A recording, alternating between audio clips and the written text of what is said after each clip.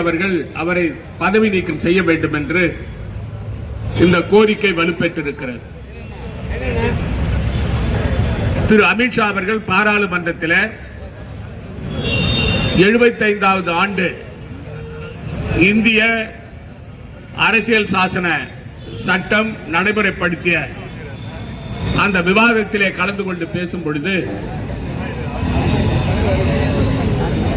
காங்கிரஸ் கட்சியைச் சேர்ந்தவர்களும் மற்றவர்களும் எப்பொழுது பார்த்தாலும் doctor Ambedkar doctor Ambedkar doctor Ambedkar என்றே சொல்லிக் கொண்டிருக்கிறார்கள்.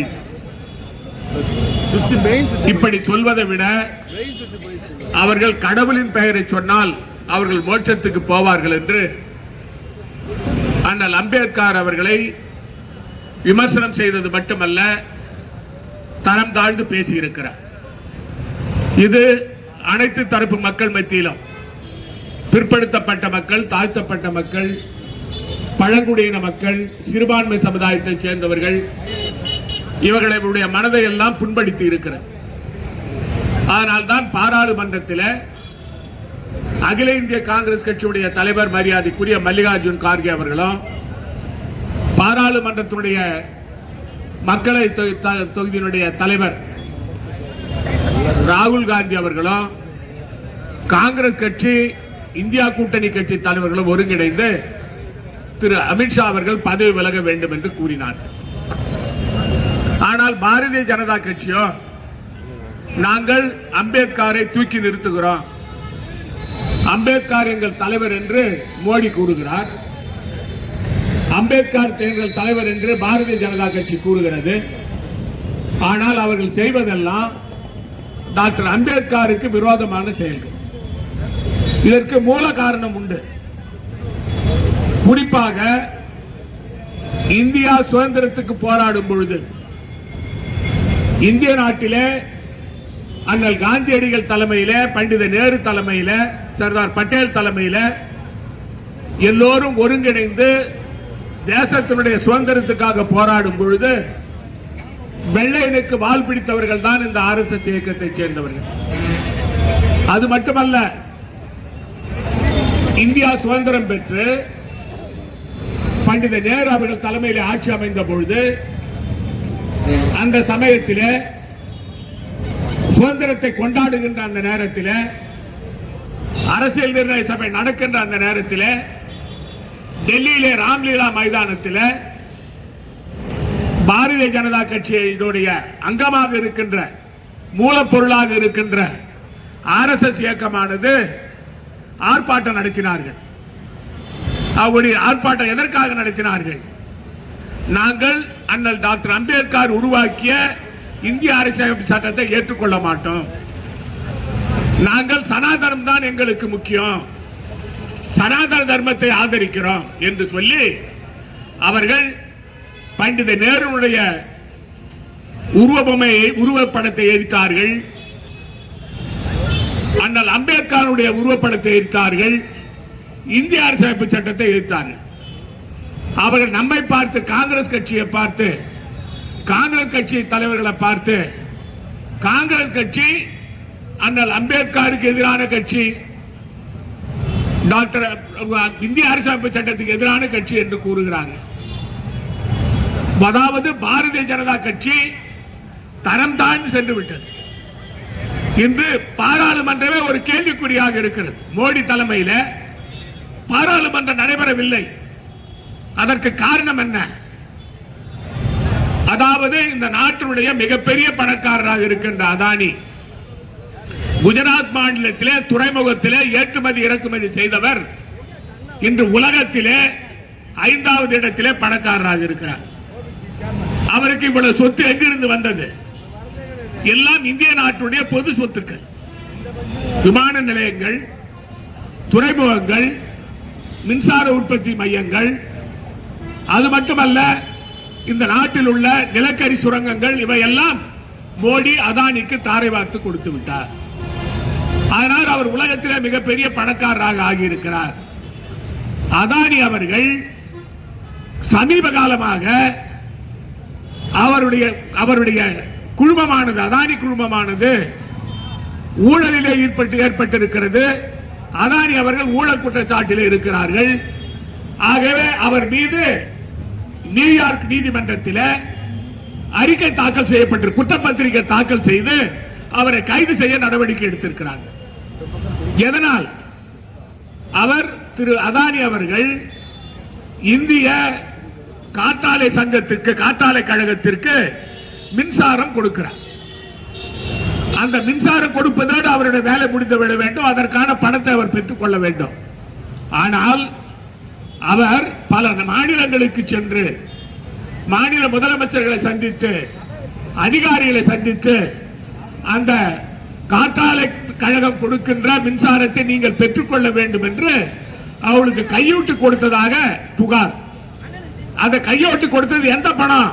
அமெரிக்காவுடைய பணம், அமெரிக்க நாட்டிலிருந்து முதலீடு செய்த பணம். அதனால் அமெரிக்க நீதிமன்றத்தில் இந்த வழக்கு தாக்கல் செய்து அவர் மீது நடவடிக்கை எடுக்கிறார்கள். இதை பாராளுமன்றத்தில் விவாதிக்க வேண்டாம். இந்திய நாட்டிலே இது சம்பந்தமாக மோடி அரசாங்கம் அதை மூடி மறைக்கிறது, விசாரணை வைக்கவில்லை. இதை பாராளுமன்ற நிலைக்குழுக்கு அனுப்ப வேண்டும் என்று ஆர்ப்பாட்டம் நடத்துகிறோம். தொடர்ந்து பாராளுமன்றம் ஆரம்பித்த போது நம்முடைய மரியாதைக்குரிய காங்கிரஸ் கட்சியுடைய தலைவர், பாராளுமன்ற உறுப்பினர் வைத்திலிங்கம் அவர்கள் அந்த பாராட்டத்திலே கலந்து கொண்டு தினமும் ஆர்ப்பாட்டம் நடக்கிறது. இந்த ஆர்ப்பாட்டம் நடக்கிற சமயத்திலே தான் ஒரு சமாதானம் ஏற்பட்டு இந்திய அரசமைப்பு சம்பந்தமான விவாதம் நடைபெறுகிறது. அந்த விவாதத்திலே தான் இந்த அமித்ஷா அவர்கள் டாக்டர் அம்பேத்கர் அவர்களை தவறான முறையிலே சித்தரித்து பேசியிருக்கிறார். இது செய்வதற்கு காரணம் டாக்டர் அம்பேத்கர் பாரதிய ஜனதா கட்சி தலித் சமுதாயத்தை பற்றியோ, பிற்படுத்தப்பட்டவரை பற்றியோ, அல்லது மலைவாழ் மக்களை பற்றியோ, சிறுபான்மையை பற்றியோ பேசுவதற்கு தகுதி இல்லாத கட்சி. நீங்கள் சிந்தித்து பார்க்க வேண்டும். இந்த நாட்டிலே நாம் இப்பொழுது அமர்ந்திருக்கிற அனைவரும் சமுதாயத்திலே தலை நிமிர்ந்து நடக்கிறோம் என்று சொன்னால் அண்ணல் அம்பேத்கர் தான் காரணம். தந்தை பெரியார் காரணம், அண்ணல் காந்தி காரணம், பண்டித நேரு காரணம். பாரதிய ஜனதா கட்சி இந்த 3% மேல் ஜாதி மக்களுக்காக இருக்கிற கட்சி. அவர் சனாதன தர்மத்துக்காக இருக்கின்ற கட்சி. அதாவது என்ன சொல்லுது மனுஷனுக்கு, என்ன சொல்லுது மனுஷனை படிச்சு பாருங்க. மனுஷனுக்குல இந்த 3% இருக்கிறாங்க பாருங்க, அவங்க தான் படிக்கணும், புரோகிதர் தான் படிக்கணும். அதே போல இரண்டாவது இருக்கிற சூத்திரர்கள் அவங்க போர் நடத்தணும். மூன்றாவது இருக்கிறாங்க பாருங்க கீழே இந்த தலித் சமுதாய மக்கள், அவர்கள் இந்த 3% மேல்ஜாதியினர் மக்களுக்கு சேவை செய்யணும். இதுதான் சனாதன தர்மம், இதுதான் மனுஷனி, இதை நம்ம ஏத்துக்கிறோம் சொல்லி பாரதிய ஜனதா சொல்லுது. அண்ணல் அம்பேத்கர் அவர்கள் அதற்கு முரண்பட்டவர். சமத்துவம், சகோதரத்துவம், தனிமனித சுதந்திரம், தேசிய ஒருமைப்பாடு, அனைத்து மதமும் சம்மதம் என்பதுதான் அண்ணல் டாக்டர் அம்பேத்கருடைய கொள்கை. அந்த மனுஷனுக்கு நம்ம எதிர்க்கிறதுக்கு பாரதிய ஜனதா நம்முடைய இந்திய அரசியலமைப்பு சட்டத்தை எதிர்க்கிறாங்க.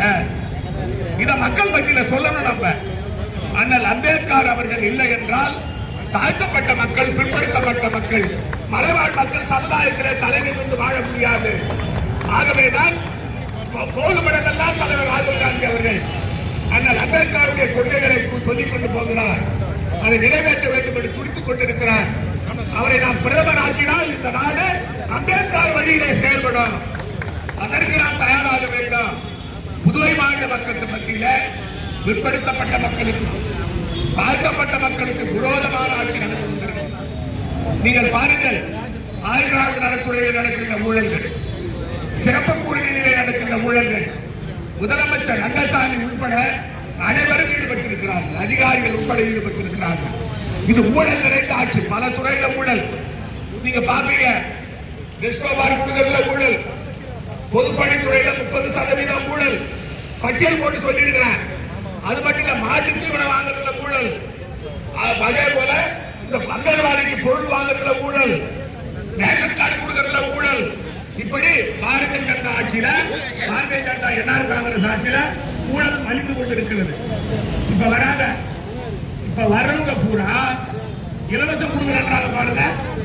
லாட்டரி குழுமா, அது பாரதிய ஜனதாவுடைய பிடி, பாரதிய ஜனதாவுடைய பினாமி. அவரை நீங்க இனம் கண்டு கொள்ள வேண்டாம். பாரதிய ஜனதாவை பொறுத்தவரையில அவருடைய திட்டம் இன்னொருவரை வெளியிலே கொண்டு வந்து நீங்க பாப்பீங்க, அவங்க இலவசம் கொடுக்குறாங்க. அதுல மோடி படம் இருக்குது, அமித்ஷா படம். அப்ப என்ன அர்த்தம்? பாரதிய ஜனதாவுடைய அவர்கள் கைபாவையாக செயல்படுகிறார்கள். இந்த பாரதிய ஜனதா கட்சி ஒரு துப்பு கட்ட கட்சி. அந்த கட்சிக்கு கொள்கை கிடையாது, கோட்பாடு கிடையாது, ஒன்று கிடையாது. யாரு வந்தாலும் அவனை சேர்த்து வேண்டியது.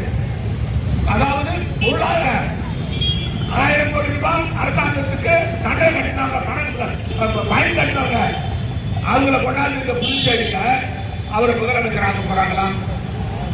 அவர் சொல்றாரு, முதலமைச்சர் சரியா ரங்கசாமி செயல்படல, அதனால நான் வந்து வியாபாரி ஆகிறேன், அதனால தான் நான் வரேன், இல்லைன்னா நான் வியாபாரம் புதுச்சேரிக்கிறாரு. இந்த புதுச்சேரிக்கு அவங்க வர்றதுக்கு காரணம் லாட்ஜியை கொண்டாடுறது. ஏற்கனவே நிஸ்தாபார்ல புதுச்சேரி வீணா போச்சு. இந்த லாட்ஜி வந்து பல குடும்பத்துல நிறைய பேர் தற்கொலை பண்ணி செல்லுவோம். இதான் நடக்கும். திவால் ஆயிடுவாங்க எல்லாம். அந்த பாதத்துல ஆன்லைன் ரத்திலே நிறைய பேர் செத்து போறான். லாட்ஜி நம்ம ஊர்ல லாட்ஜி சீட்டு வந்ததுன்னா புதுச்சேரி திவால் ஆயிடும். அப்புறம் அது இல்லாம கேசினோ கொண்டாடணும். அது இல்லாம இன்னொன்னு என்னன்னா, இந்த அரசாங்க சொத்துக்கு பாருங்க, கோடி நெல்லு, சுதேசி நெல்லு, மாரடி நெல்லு, அதை கபலீகரம் பண்ணணும். இதுக்காக தான் வராங்க. இது வந்து பாரதிய ஜனதாவுடைய கையாட்கள் தான் அவங்க. அதனால நாம அதுல உஷாரா இருக்கிறோம். புதுச்சேரி மாநிலத்தில் காங்கிரஸ் தலைமையில இந்தியா கூட்டணி ஆட்சி அமைப்பதற்கு தொடர்ந்து நாம் பாடுபட வேண்டும். மக்கள் நம் பக்கம் இருக்கிறாங்க. புதுச்சேரி மாநில மக்கள் நம் பக்கம் இருக்கிறாங்க. நாம் செய்ய வேண்டியது என்னன்னு சொன்னா ஒருங்கிணைப்பு. நாம் செய்ய வேண்டியது கருத்து வேறுபாடு இருந்தால் எல்லோரும் அமர்ந்து பேசி முடிவெடுத்து ஒரு ஒத்த கருத்தோடு செயல்பட்டு புதுச்சேரி மாநிலத்தில் அன்னை சோனியாகாந்திக்கு பெருமை சேர்க்கின்ற வகையில தலைவர் மல்லிகார்ஜுன் கார்கேக்கு பெருமை சேர்க்கின்ற வகையில தலைவர் ராகுல் காந்திக்கு பெருமை சேர்க்கிற வகையில மரியாதைக்குரிய பிரியங்கா காந்தி அம்மையாருக்கு பெருமை சேர்க்கிற வகையில புதுச்சேரி மாநிலத்தில் காங்கிரஸ் தலைமையில ஆட்சி கொண்டு வருவதற்கு நாம் அனைவரும் ஒருங்கிணைந்து பாடுபட வேண்டும் என்று கூறி வாய்ப்புக்கு நன்றி கூறி விடைபெறுகிறேன். இந்த சிறப்பான குறுகிய காலத்தில் சிறப்பான இந்த ஆர்ப்பாட்டத்தை ஏற்பாடு செய்த மரியாதைக்குரிய காங்கிரஸ் கட்சியினுடைய தாழ்த்தப்பட்ட சமுதாயத்துடைய பிரிவுடைய தலைவர் ஜெயபால் அவர்களுக்கு என்னுடைய மனமார்ந்த நன்றியை தெரிவிக்கிறேன்.